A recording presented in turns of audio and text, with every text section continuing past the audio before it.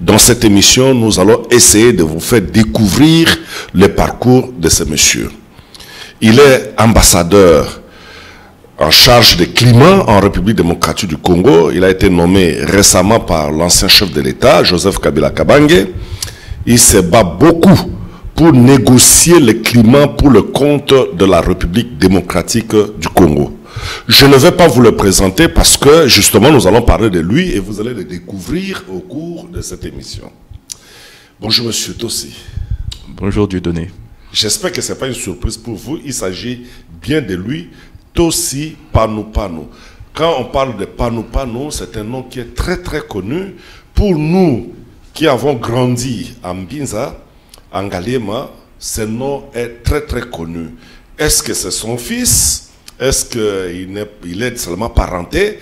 On va découvrir ça au cours de cette émission. Je crois que vous êtes parenté à Panou Panou. Oui, nous sommes parentés, effectivement. Quel est le lien? C'est mon père. Ok. Panou Panou Bibanda, Raphaël. Ok. Panou Panou Bibanda, Raphaël. C'est un nom que personne ne peut ignorer, pas seulement pour les habitants de Ngaliema, mais pour la République démocratique du Congo. Quand on était jeune, pendant la Deuxième République, on connaissait ces noms-là comme des arachides dans les rues. Voilà. Et monsieur Tossi, qui êtes-vous? Je suis un Congolais qui aujourd'hui totalise 46 ans d'âge. Je suis en train d'aller sur ma 47e année. Je suis né le 4 mai 1974 à Paris. Et ensuite, tout jeune, je suis revenu au pays. Et j'ai évolué jusqu'à mes 18 ans d'âge, où j'ai été aux États-Unis pour faire mes études universitaires. Aux États-Unis, j'ai obtenu une licence en économie. Je suis ensuite allé dans le cycle après pour faire ce qu'on appelle un MBA, c'est une maîtrise en gestion des affaires, avec une concentration en finance. Ce qui m'a permis d'avoir un poste de consultant à la Banque mondiale, où j'ai travaillé de 2000 à 2003, avant d'être appelé par un jeune ministre qui était membre du gouvernement 1+4 en 2003. Et donc depuis 2003, je suis ici en RDC. Oui. Donc c'est grâce à ce ministre-là que vous êtes revenu au Congo? Oui. Donc c'est le ministre Antoine Gonda, pour le citer, qui était à l'époque ministre des Affaires étrangères de la coopération internationale, qui a demandé que je puisse rejoindre son équipe du fait qu'il pensait que je pourrais y apporter une certaine valeur ajoutée de par le fait que je connaissais les institutions intergouvernementales comme la Banque mondiale, que j'avais fait des études supérieures, que je maîtrisais la langue anglaise. Et donc, compte tenu du fait que la RDC sortait de cette période de conflit, et qu'il fallait relancer la coopération, donc il a estimé que je pouvais être un maillon important de son dispositif. Donc c'est comme ça qu'en 2003, je suis revenu. J'ai travaillé avec Antoine Gonda pendant une année. Ensuite, un autre ministre est arrivé, le ministre Ramazani, avec lequel on a cheminé pendant 3 ans. Vous êtes à combien en famille? Écoutez, c'est une famille nombreuse. Moi, je suis le cadet chez ma maman. Donc, en tout cas, nous sommes plusieurs. Et de toutes les façons, chez nous, en fait, en Afrique, c'est une question un peu difficile. Parce que moi, j'ai grandi avec des cousins qui sont, en fait, comme mes frères. Et par rapport auxquels il n'y a aucune différence. Donc, si jamais je dois les compter, eux également, ainsi que les frères dits biologiques, voilà, nous sommes vraiment nombreux. Parce que chez nous, en fait, il n'y avait aucune différenciation entre les enfants de la maison, les enfants qui étaient liés aux cousins du côté de papa, du côté de maman. Et même, il y a des gens avec lesquels nous avons grandi, avec lesquels nous n'avions aucun lien de sang, mais qui, vraiment, au fil des années, sont devenus des frères. Vous êtes marié? Je suis marié, oui. D'ailleurs, hier, je fêtais mes 15 ans de mariage. Je suis marié à une jolie femme Mongo, qui est d'ailleurs dans la même profession que vous. Dans notre concert. Voilà, les journalistes. Oui. Même profession que son beau-père. puisque à l'origine, papa était journaliste. Justement, dans l'histoire du journalisme, nous apprenons que c'est lui qui était le premier à diriger l'UNPC. Oui, effectivement, je pense que le ministre Moutiri me l'a dit, qu'à l'époque, il aurait pris le relais, il aurait succédé à mon père, effectivement, à la tête de l'Union de la presse congolaise. Oui. Oui. Et c'est lui qui aurait aussi acheté les 2 appartements que nous occupons aujourd'hui sur demande du maréchal Mobutu. Ah, c'est possible. Moi, je sais qu'une fois, j'ai été rencontrer quelqu'un qui loue un bureau au siège de l'ACP. Et dès qu'on a vu ma pièce d'identité, le gardien a dit « Mais vous savez que c'est votre père qui a construit ce bâtiment ». Donc en tout cas, apparemment à l'époque, l'ACP, qui est ensuite devenue la ZAP, n'avait pas de bureau propre. Et il semblerait que c'est lui qui ait initié les démarches pour aujourd'hui, pour bâtir ce bâtiment-là qui est là. Et ça reste effectivement un témoignage au sein de la profession. Justement, vous êtes donc un enfant, vous êtes nourri par la profession de médias.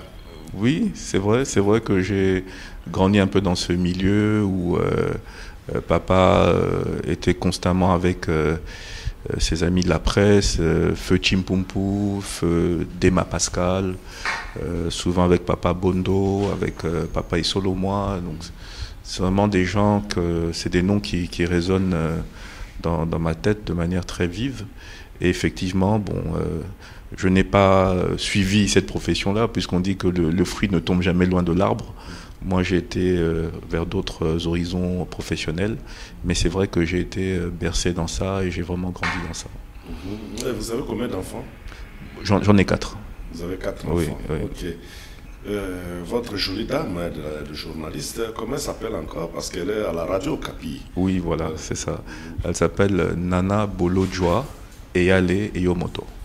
Nana Bolodjoa est très célèbre dans la profession aussi, parce qu'on l'attend souvent dans des chroniques au niveau de Radio Okapi. Alors, vous avez fait l'économie, vous avez dit, aux États-Unis, oui. Et puis, bon, vous êtes venu ici grâce à Antoine Gonda, qui vous connaissait. Oui. Et comment vous êtes arrivé au ministère de l'Environnement? Ah, c'est une... Parce que vous avez fait l'économie et l'environnement. C'est une jolie anecdote. En fait, je suis arrivé là-bas vraiment comme un cheveu dans la soupe. Donc, lorsque nous étions aux affaires étrangères, comme l'Afrique du Sud avait beaucoup accompagné le pays dans le processus de négociation de l'accord global inclusif, l'accord notamment a été scellé à Sun City, en Afrique du Sud. L'Afrique du Sud a ensuite assuré un accompagnement durant la période de transition. Et nous avions établi, enfin les 2 chefs d'État avaient établi la grande commission mixte, RDC Afrique du Sud. Et donc, durant cette grande commission mixte, il fallait voir comment explorer différents axes de coopération, coopération entre les 2 commissions électorales, coopération entre les fonctions publiques, entre les 2 ministères des Affaires étrangères. C'est d'ailleurs pendant cette période-là qu'on a établi l'académie diplomatique au niveau du ministère des Affaires étrangères. Enfin, dans divers secteurs, agriculture, santé, police, renseignement, il y avait donc cette coopération.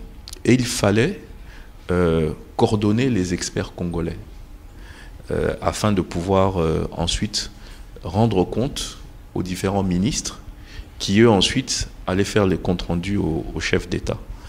Et compte tenu du fait que les affaires étrangères constituent la porte d'entrée et de sortie du pays, on avait donné aux affaires étrangères la charge de pouvoir faire ce travail de compte rendu.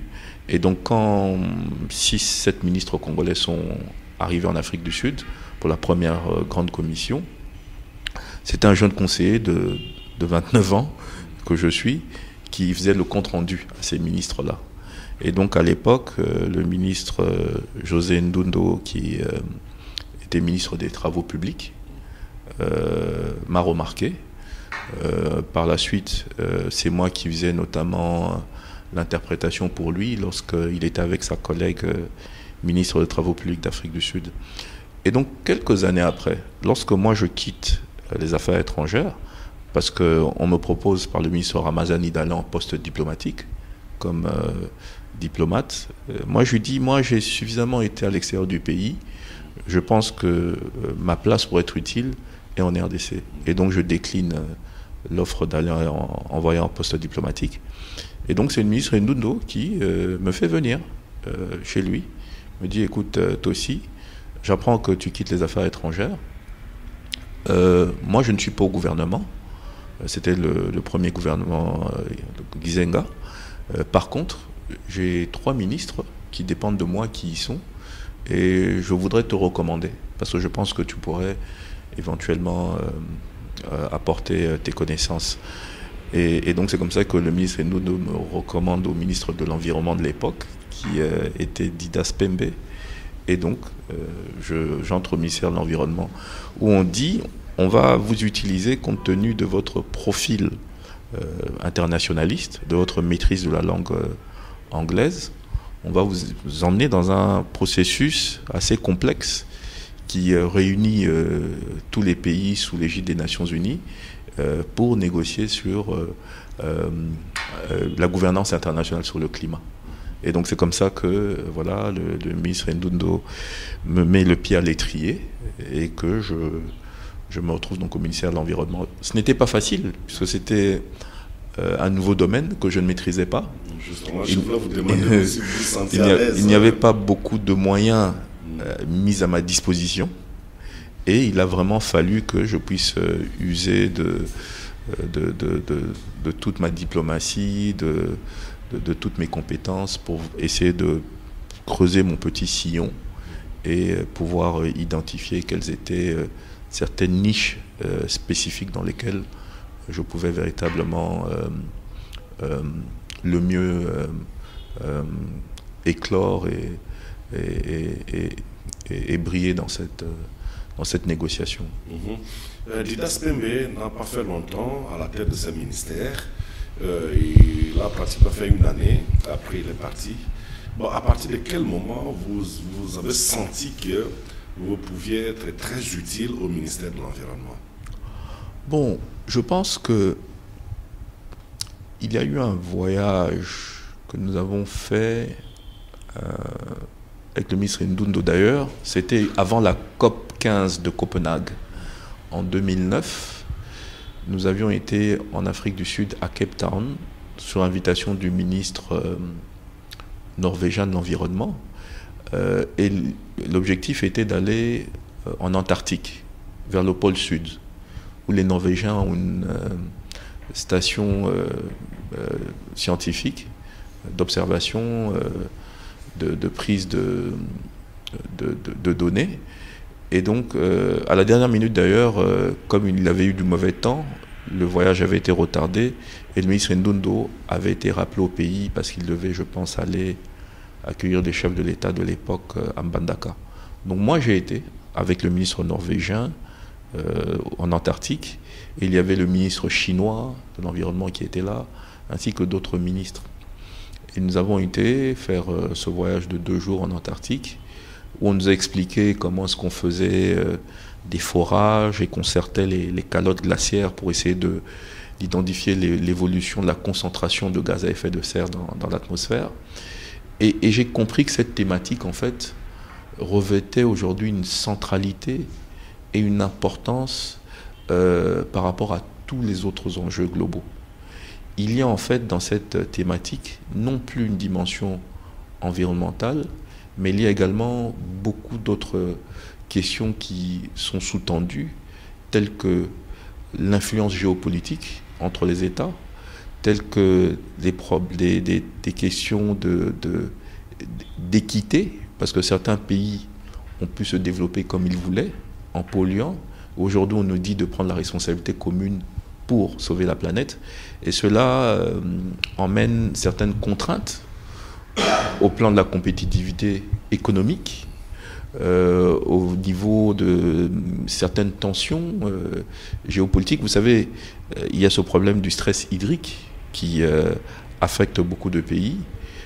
Aujourd'hui, il y a par exemple dans la région du Sahel beaucoup de problèmes d'eau qui font que les gens se mettent sur la route et ils vont vers d'autres contrées pour trouver des pâturages, pour trouver de l'eau, et ça crée beaucoup de conflits. Donc j'ai compris cette année-là que cette thématique était une thématique centrale qui allait effectivement être prise en compte dans toutes les grandes décisions qui seraient prises au niveau des échanges internationaux. Et aujourd'hui, c'est une question qui est centrale. Aujourd'hui, on ne peut pas... vous pouvez aller chez un banquier pour avoir le financement d'un grand projet de développement. Le banquier vous demandera, mais est-ce que vous avez fait des études d'impact environnemental? Vous pouvez aller chez un bailleur de fonds pour dire, je veux initier tel projet de développement. Et il dira, ah, moi j'ai des ressources qui sont limitées, mais à projet égaux, à projet à impact similaire, je préfère prendre le projet du pays voisin parce que son projet a une meilleure empreinte carbone. Donc c'est une thématique aujourd'hui qui est centrale. Aujourd'hui, les banques multilatérales de développement ne veulent plus financer de projets énergétiques qui ne sont pas des projets en énergie renouvelable. Même aujourd'hui, les fonds souverains, les États qui ont des fonds souverains et qui réfléchissent à comment faire des investissements pour garantir la prospérité de leur génération future, ne tiennent plus compte du retour sur investissement au plan financier, mais de l'impact que ça aura au niveau social et environnemental. Donc cette année-là, en 2009, en allant à la conférence de Copenhague, j'ai vraiment compris que cette thématique devenait une thématique importante, et à juste titre, puisque lorsque nous avons été à la conférence de Copenhague, on s'est rendu compte que ce n'était plus une conférence ministérielle, mais que c'était devenu un sommet qui avait réuni plus de 100 chefs d'État et de gouvernement. Et le ministère de l'Environnement, c'est un ministère très technique, avec des concepts aussi très techniques et complexes. Oui. Vous avez fait l'économie, vous vous êtes retrouvé dans l'environnement, vous avez dit comme du cheveu de la soupe. Comment avez-vous fait pour maîtriser ces concepts très techniques et très complexes et qui vous permettent aujourd'hui de négocier à l'aise les climats pour le compte de la République démocratique du Congo?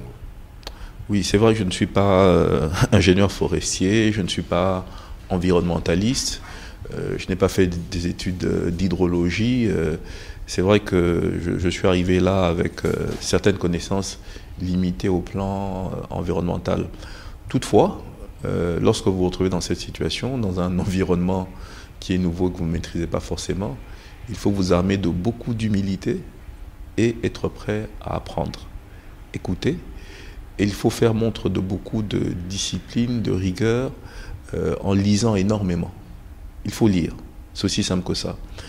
Et ces questions environnementales évoluent tellement vite que celui qui a un doctorat, qui a obtenu il y a 10 ans, mais qui ne se recycle pas, risque d'être déphasé et moins enclin à intervenir de manière pertinente par rapport à quelqu'un qui est un débutant, mais qui s'est informé comme il se devait. Alors il faut également comprendre que, en définitive, il s'agit de gérer les ressources naturelles du pays. Et donc, à la fin, cela se résume en des choix économiques. Parce que comment est-ce que je gère mes ressources naturelles de manière durable pour le bien-être de mes populations qui sont pauvres? C'est ça, en fait. Que ce soit nos forêts, que ce soit nos ressources en eau, que ce soit nos minerais stratégiques. Tout ça, en fait, il s'agit de comment rationaliser cette gestion de ressources, l'optimiser pour le bien-être de la population. Vous savez, aujourd'hui, si on vous dit « nous voulons $1 milliard pour sauvegarder nos forêts », très bien. Et pour ça, on dit « il ne faut pas couper la forêt ». Ok. Mais il y a un autre choix économique possible. C'est celui d'exploiter cette forêt de manière durable en exploitant des mètres cubes de bois précieux et de voir combien est-ce que ça va apporter au pays. Et en fait, notre travail à nous, c'est donner différents choix à nos dirigeants politiques pour qu'ils puissent faire les choix qu'ils estiment être les plus optimaux pour le bien-être de la collectivité. Et donc, aujourd'hui, moi, je pense que la RDC a différents choix de développement. La RDC peut faire le choix de se développer de manière, que je dirais, verte, en mettant en exergue la protection de la forêt, la conservation, l'investissement dans les énergies renouvelables, des projets en infrastructure qui ont vraiment des normes, des sauvegardes environnementales extrêmement rigoureuses. Mais ce développement vert, en général, un surcoût, coûte un peu plus cher. Parce que les solutions faciles sont des solutions moins chères qui sont en général polluantes. Et donc je dis, la RDC a ce choix, faire un développement vert, un peu plus cher à court terme, mais qui paiera à long terme, ou un développement, je dirais, gris, où on investit dans des énergies fossiles, on coupe la forêt à outrance, on adopte des choix qui ne sont pas les plus optimaux en termes de bien-être de la planète, mais qui peuvent peut-être nous aider à avoir de l'argent rapidement. Donc on peut par exemple aller dans une exploitation tous azimuts de nos ressources minières, sans tenir compte de l'impact environnemental, simplement parce qu'on veut faire de l'argent. Donc on peut opter pour ce développement gris, ou on peut opter pour ce développement vert. Et donc nos politiques, nous devons leur offrir ces différents scénarios, et à eux de lever l'option qu'ils veulent, en sachant que je fais de l'argent rapidement, mais les générations futures vont payer. Je fais de l'argent un peu moins vite, mais les générations futures vont en bénéficier. Donc cela, oui, cela juste pour dire que, en fin de compte, ce sont des choix économiques qui sont devant nous. Donc l'économiste qui travaille comme expert environnemental, en définitive, c'est une démarche logique, en fin de compte. Donc il revient aux experts d'orienter les politiques à faire ce choix. Et c'est ce que vous essayez de faire. Oui. Ça fait, si je comprends bien, c'est depuis 2009 oui. que vous êtes beaucoup plus orienté vers l'international. Oui, 2007 en fait, 2007. Après avoir quitté les affaires étrangères. Okay. Mais 2009 est la date importante où j'ai vraiment compris la pertinence de cette thématique. Voilà. Alors, 14 ans après, quelle est votre vision sur toutes ces négociations sur le climat? Est-ce que vous pensez que ces négociations ont la chance d'aboutir? Disons que ce sont des négociations assez complexes parce qu'il y a un jeu d'intérêts. Et nous ne voilons pas la face, il y a des États qui sont plus influents que d'autres. Et donc, dans cette négociation, il faut y aller de manière stratégique afin de pouvoir avoir les dividendes que l'on recherche. Par exemple, en tant que pays africain, aller dans ce forum où il y a 200 pays, essayer de défendre ses intérêts seul, c'est voué à l'échec. Il faut aller dans des coalitions. Et par exemple, aller dans une coalition comme le groupe africain, où c'est 54 pays qui parlent d'une même voix. Et 54 pays qui parlent d'une même voix, on ne peut pas les ignorer. Il y a un autre groupe qui est constitué de 47 pays, c'est le groupe des pays les moins avancés. Les pays les moins avancés, c'est une catégorisation de pays sur la base de leur indice de développement humain, de leur revenu par habitant. Et donc la RDC fait partie de ce groupe-là. Mais c'est une coalition, en fait, qui a une posture morale très élevée dans cette négociation, parce que ce sont vraiment des pays qui n'ont pas créé ce problème du changement climatique. Et donc lorsqu'on va dans cette négociation, c'est un groupe de pays qui peut lever la voix, taper du poing sur la table en pointant du doigt les grands pollueurs, des pays développés ou des pays émergents, en disant il faut faire quelque chose. Et donc quand on va dans cette négociation, il faut donc y aller de manière stratégique et essayer de pousser pour ses intérêts. Alors 54 pays africains, les 54 pays africains ne sont pas, comme la RDC, dotés de forêts luxuriantes. La RDC, au cœur du bassin du Congo, a l'intérêt des forêts à défendre. Et donc il faut aller dans une négociation au sein du groupe africain pour que le groupe africain s'approprie cette position sur les forêts. Ensuite, vous allez la vendre. Enfin, cela dit, au fil des années, cette négociation s'est transformée. Nous avons été dans ce qu'on appelle un changement de paradigme. Parce qu'avant, c'était un processus qui était dichotomique avec, d'une part, les pays développés qui avaient des obligations de réduire leurs émissions et d'autre part, les pays en développement qui ne pouvaient faire ce qu'ils voulaient.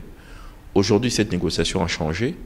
Tout le monde a des obligations sur la base de ses responsabilités historiques et de ses capacités respectives. Et donc, il s'agit également d'une démarche où chacun aujourd'hui autodétermine quelle sera sa contribution dans l'effort global de réduction.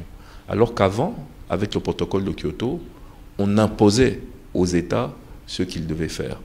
Et donc, aujourd'hui, il s'agit d'une plus grosse enveloppe des émissions globales qui doivent être réduites, alors qu'avant, c'était juste une enveloppe constituée des pays développés. Et donc, aujourd'hui, l'effort à entreprendre est un effort qui implique tout le monde, alors qu'avant, l'effort impliquait qu'un certain groupe de pays. Et aujourd'hui, donc, nous sommes dans une démarche où, malheureusement, l'ambition manque un peu à l'appel et il faut démontrer que chacun d'entre nous, nous sommes prêts à faire plus.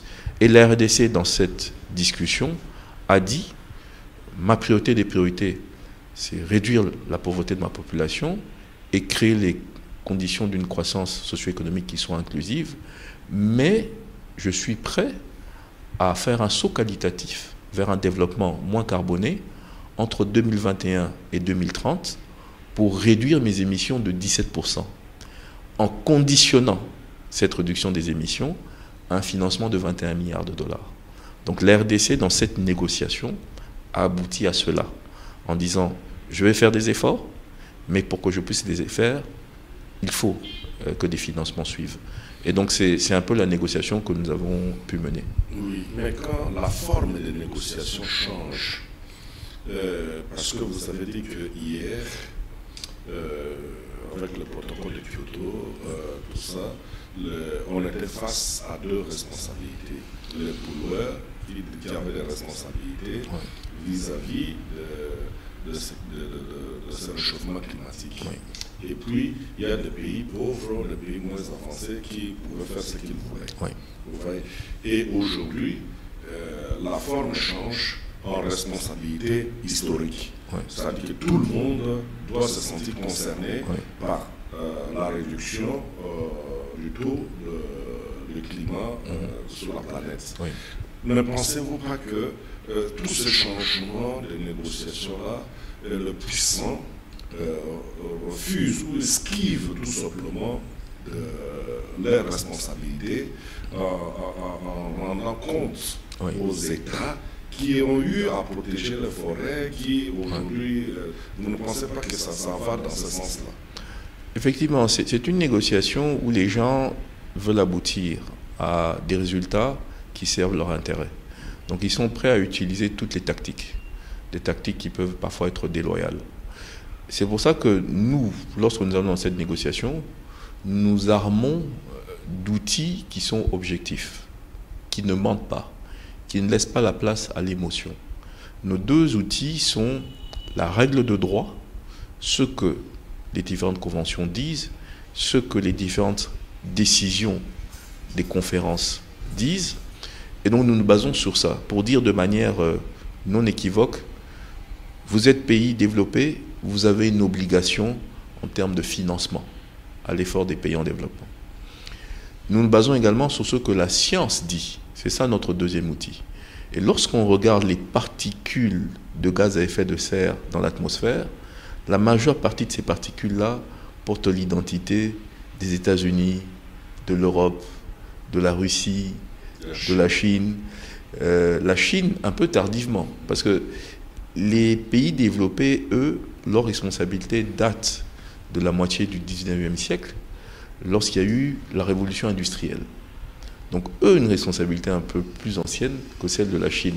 C'est vrai, aujourd'hui, la Chine, c'est le plus gros émetteur, 30%, mais la Chine, son développement est récent. Qui plus est, la Chine, c'est 1,3 milliard d'habitants. Donc lorsqu'on prend les émissions globales de la Chine et qu'on les divise par tête d'habitants, ces émissions par tête d'habitants sont moindres que celle de beaucoup de pays développés. Donc il faut tenir compte de la responsabilité historique, il faut tenir compte de l'équité également. Et il faut tenir compte du droit au développement.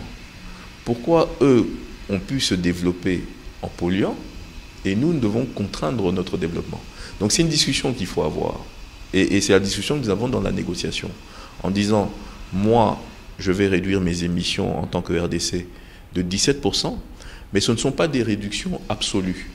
Je ne plafonne pas mes émissions pour les réduire de 17%. Non. Mes émissions vont continuer à aller vers le haut, compte tenu de ma croissance économique, compte tenu de ma croissance démographique, mais je vais réduire de 17% l'intensité de ces émissions-là. Donc c'est la négociation dans laquelle nous sommes. Et aujourd'hui, donc, la RDC a clairement dit, j'ai mes forêts, j'ai mes tourbières, j'ai mes ressources en eau. Si vous ne m'aidez pas à préserver tout ça, il y aura une catastrophe régionale parce que les forêts du Congo jouent un rôle de stabilisation au niveau de la planète. Les forêts du Congo jouent un rôle dans la régulation de la pluviométrie sur toute l'Afrique. Et aujourd'hui, même si les forêts d'Amazon sont beaucoup plus importantes que les nôtres, certaines études scientifiques expliquent que nos forêts jouent un rôle plus important que l'Amazon aujourd'hui. Parce que nos forêts sont à une hauteur moyenne de 200 mètres, tandis que les forêts amazoniennes sont beaucoup plus basses. Et donc les forêts amazoniennes sont beaucoup plus affectées par le changement climatique. Et donc il y a un phénomène de vieillissement de ces forêts qui réduisent leur capacité de séquestration et qui parfois les transforment en source d'émissions, tandis que nos forêts vieillissent moins vite et jouent un meilleur rôle de réglementation du climat mondial. Et donc aujourd'hui, nos forêts sont peut-être aujourd'hui plus importantes que les forêts amazoniennes dans le rôle de régulation du climat. Monsieur l'ambassadeur, le retrait des États-Unis pendant 4 ans, sous le règne de Trump, qu'est-ce que le monde a perdu en termes de financement par rapport au climat? En fait, le financement qui a été perdu, c'est essentiellement au niveau du Fonds vert pour le climat. Parce qu'avant de s'en aller, dans la première phase de capitalisation du Fonds vert, les pays s'étaient engagés à y mettre environ 10 milliards de dollars. Et les États-Unis avaient décidé de mettre 30% de son montant. Je pense que la France a mis 1 milliard, la Grande-Bretagne, l'Allemagne. Ensuite, il y a eu diverses contributions de divers autres pays, mais les États-Unis avaient pris l'engagement de mettre 3 milliards. Donc le président Obama, avant de partir, en 2016, s'est assuré qu'un paiement a été fait de 1 milliard de dollars. Les 2 milliards de dollars qui devaient suivre, le président Trump les a bloqués. Donc le Fonds vert n'a pu travailler sur la phase initiale de sa capitalisation que sur 8 milliards au-delà des 10 milliards. Alors il faut comprendre que le Fonds vert est un mécanisme financier extrêmement complexe, dans le sens où on ne peut pas prendre ce montant et dire 2 milliards ont manqué. Non. Beaucoup plus d'argent a manqué à l'action climat. Parce qu'en fait, le Fonds vert fait du cofinancement également. Il fait plusieurs types de financement. Il peut faire du don, en finançant totalement le projet. Il peut faire du prêt. Il peut faire du cofinancement. Et lorsque d'autres bailleurs savent que le Fonds vert va investir dans tel projet, ils connaissent la rigueur de l'évaluation des projets du Fonds vert, directement ils se joignent au Fonds vert. Donc le Fonds vert peut dire, je vais faire un projet d'énergie renouvelable au Pakistan, le projet vaut 200 millions de dollars, le Fonds vert dit, moi je mets 10%. Directement d'autres financements viennent. Et donc l'impact, ce ne sera pas les 20 millions du Fonds vert, mais ce sera les 180 autres millions qui sont venus dans l'investissement. Donc, en ne mettant pas les 2 milliards au niveau du Fonds vert, c'est peut-être 20 milliards de dollars qui ont manqué au financement climatique. Donc, c'est ça l'impact négatif. Et Biden est venu. Oui. Et quand Biden est venu, son premier souci, c'était de réintégrer l'accord de Paris. Ah oui, absolument. Dès qu'il est arrivé, le premier jour où il a occupé le bureau ovale à la Maison-Blanche, il a annulé une centaine d'ordonnances du président Trump. liées notamment à l'action environnementale.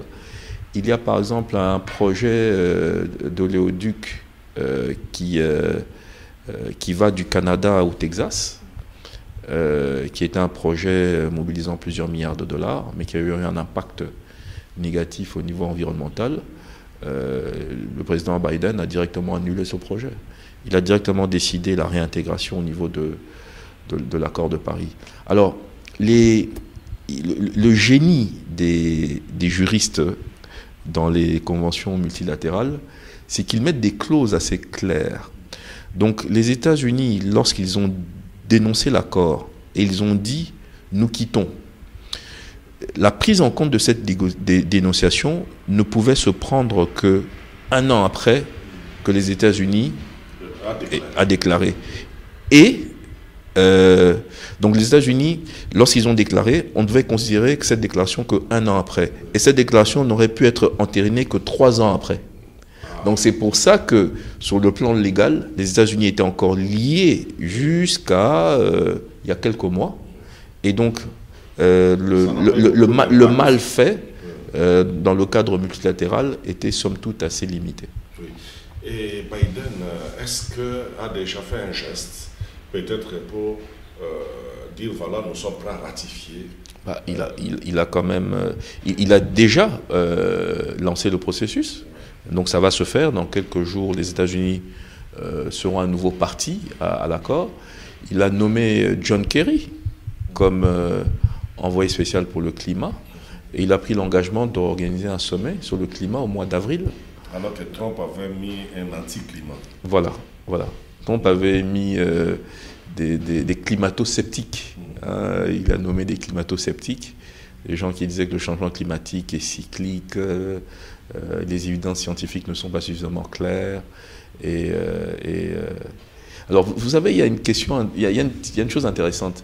Il y avait James Mattis, l'ancien secrétaire à la défense de Trump, qui était donc dans un gouvernement Trump où Trump disait le changement climatique n'existe pas. Mais James Mattis, lui, investissait pour mettre en place des mesures d'adaptation au changement climatique au niveau des bases navales américaines. Parce qu'il comprenait que le niveau de la mer augmentait et il fallait protéger les infrastructures navales militaires. Donc vous voyez, donc un président dit le changement climatique n'existe pas, mais son ministre de la Défense investit dans l'action climatique. Donc c'est toute la complexité et les contradictions de Trump. Est-ce que les États-Unis avaient ratifié avant que Trump ne prenne cette décision, ou c'est maintenant qu'ils vont ratifier l'accord de Paris? Oui, les États-Unis l'ont ratifié par décret présidentiel. Comme le président Obama ne contrôlait pas le Congrès, il contrôlait, je pense, la Chambre des représentants, mais pas le Sénat, donc il a ratifié par décret présidentiel. Voilà. Et aujourd'hui, Biden va encore renouveler cette ratification. Absolument.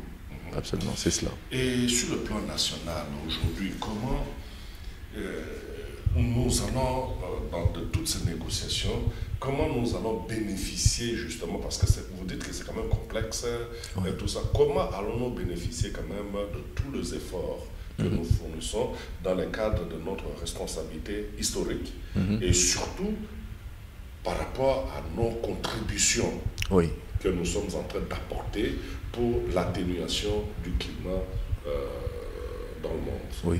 Alors, donc, il y a des choses que moi, en tant que négociateur, j'ai trouvées en arrivant dans la négociation en 2007. Il y a par exemple le rôle des forêts. Avant, les forêts n'étaient pas prises en compte dans cette négociation. On disait, oui, mais ces négociations, il faut changer les modes de production, les modes de consommation. Les forêts n'étaient pas prises en compte. Moi, quand je suis arrivé en 2007, on a commencé à prendre en compte le rôle des forêts. Mais contrairement à ce que mes frères congolais, mes frères et sœurs congolais me disent, et surtout lorsque je parle, par exemple, à des députés nationaux qui viennent de provinces forestières, ils me disent, oui, mais on devrait nous payer par rapport au service environnemental que nos forêts ont rendu par le passé et par rapport au service environnemental qui est rendu aujourd'hui. Malheureusement, ce n'est pas la logique qui prévaut. La logique qui prévaut, c'est il faut démontrer que telle année, j'avais un taux de déforestation et j'ai mis en œuvre des efforts qui ont réduit ce taux de déforestation et je suis payé sur le delta la différence entre les deux taux de déforestation. Et malheureusement, souvent, on nous demande, on nous impose des paiements basés sur le résultat. Donc c'est quand je montre que j'ai effectué des résultats sur le terrain que je peux revendiquer un paiement. Et donc c'est vrai que ce sont des mécanismes que je ne trouve pas tout à fait équitables. Mais ce ne sont pas des règles que moi j'ai faites, que j'ai trouvées là.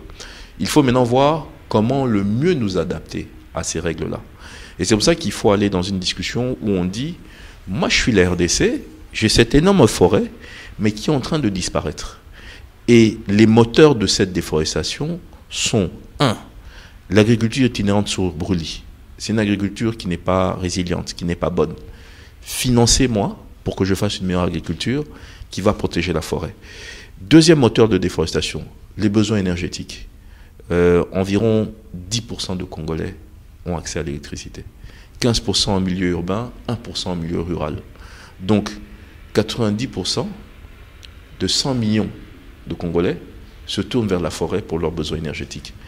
Aidez-moi à donner de l'énergie renouvelable, produite de manière décentralisée, pour protéger la forêt. Ça coûte combien? Ça coûte autant. Donc c'est dans ce genre de négociation que nous devons aller avec les partenaires en disant, ne me demandez pas de moi-même financer l'action, parce que sinon il n'y aura plus de forêt, mais aidez-moi à financer de telle sorte que je puisse réduire les moteurs de cette déforestation. Et voilà, monsieur l'ambassadeur, pour boucler la boucle de notre émission, vous avez été dernièrement nommé ambassadeur. Est-ce que vous pouvez nous dire un peu dans quelles conditions vous avez été porté à ce titre-là? Est-ce que, par rapport à ce que vous faites dans les négociations sur le climat pour le compte de la RDC, ou vous avez eu à négocier avec l'ancien président Joseph Kabila pour qu'on vous reconnaisse ce titre-là? Parce que nous savons quand même dans notre pays, tout est permis. Oui, merci Dieudonné. Non, je n'ai pas entrepris une démarche quelconque. Je n'ai rien négocié. En fait, l'ancien ministre des Affaires étrangères, Cheo Kitundu, a demandé un jour à me rencontrer. Je pense que c'était en 2018. Et donc, lorsque nous nous sommes vus, il m'a expliqué que il voulait faire la proposition au chef de l'État de l'époque, d'élever, à titre exceptionnel, certaines personnes qu'il estimait avaient contribué au rayonnement du pays à l'international. Et donc il avait à l'esprit, je pense, une dizaine de personnes comme ça qui voulaient recommander auprès du chef de l'État. Et donc moi, naturellement, j'ai dit que je serais honoré, puisqu'on reconnaissait en fait, en quelque sorte, les efforts que j'avais déployés au fil des années, au prix de beaucoup de sacrifices personnels, familiaux. Et donc, quelque temps après, effectivement, il y a eu cette ordonnance qui, au lieu d'une dizaine de personnes, en fait, avait 26 personnes qui étaient élevées au rang d'ambassadeur à titre exceptionnel. Il y avait notamment la sénatrice Francine Muyumba. Vous savez, elle a été très active dans le cadre de la jeunesse, de l'Union panafricaine de la jeunesse. Il y avait deux des enfants de l'héros national Lumumba, Madame Ruth Machik-Chombe, qui nous représente valablement au niveau de la francophonie. Il y avait plusieurs personnes. Et donc moi j'étais très honoré. Mais c'est vraiment une fonction honorifique. Il n'y a pas de salaire lié à ça, il n'y a pas d'avantage particulier, hormis le passeport diplomatique. Mais ça nous protège quand même. Oui, disons que dans la négociation sur le climat, lorsque je vais dans ce cadre multilatéral onusien, on m'accorde beaucoup plus de respect. Parce qu'on dit, c'est un ambassadeur, donc son pays reconnaît le travail qu'il fait. Et donc, effectivement, dans une discussion où j'ai d'autres ambassadeurs autour de moi, ou des ministres, voilà, ça me donne une certaine posture que je n'avais pas avant en étant simple expert. Oui, donc c'est aussi le privilège de juridiction. Non, pas forcément, parce que je ne suis pas un plénipotentiaire. Je suis plutôt un ambassadeur à titre exceptionnel. Donc, je peux avoir certains privilèges si, lorsque je vais dans une discussion, la ministre des Affaires étrangères me donne les pleins pouvoirs. À ce moment-là, effectivement, dans cette mission de représentation, il y a certaines implications. Mais je ne suis pas ambassadeur extraordinaire et plénipotentiaire. Vous n'êtes pas payé.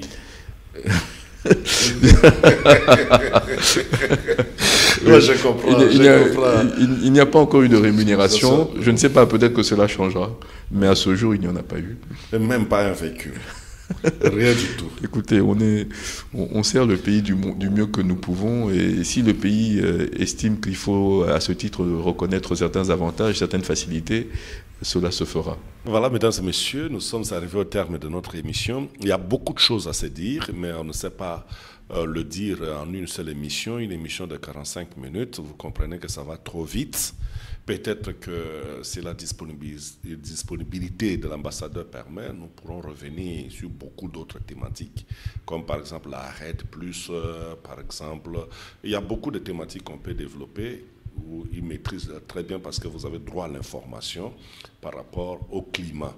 Si vous avez aimé cette émission, nous vous disons merci parce que vous nous faites confiance. C'est pour cette raison que vous nous suivez. Et dites aussi merci à la direction générale de la RTGA qui nous a donné cet outil pour que nous puissions parler justement de l'environnement. Nous disons aussi merci à notre invité qui, malgré ses multiples occupations, a accepté de se disponibiliser pour, en tout cas, nous donner cette information dont nous avons besoin. Au revoir et à dimanche prochain. Mais la rediffusion de cette émission, c'est pour ce jeudi à 11h05 comme vous le savez d'habitude. Au revoir.